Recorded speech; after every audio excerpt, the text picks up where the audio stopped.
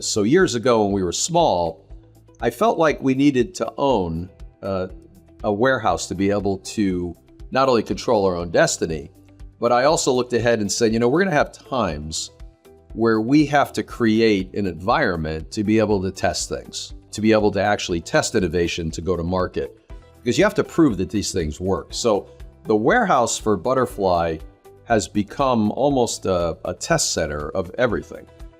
We've even driven it to a net zero outcome. Well, the one thing that the lab, I think, will really help us do is now that we can actually test, we can actually start to create algorithms that will help us with three things: prediction, pattern recognition, and process automation. With these three things, now you can now help sustain the way the business runs itself, not just energy-wise, but its own operations. What we're testing in the lab is any new solution, energy saving solution that's out there, but we're testing the integration in our lab, and then we're going to see if it actually saves energy. I find that in the energy space historically, you don't see the degree of innovation there that you've seen in other markets like the software industry. And at Budderfly, we're changing that. We're not able to integrate energy producing and energy storage.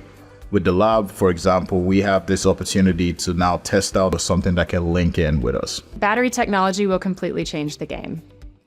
As we operate facilities, there is always a comfort level that is top priority. It is the number one goal of our facilities, is to make sure that everyone is still comfortable and that everyone wants to participate in these programs. If we have a battery that can be feeding the site, then I could effectively take it off grid for as long as is needed. That is a huge game changer and completely turns demand response, energy efficiency, demand charges, it completely turns it on its head.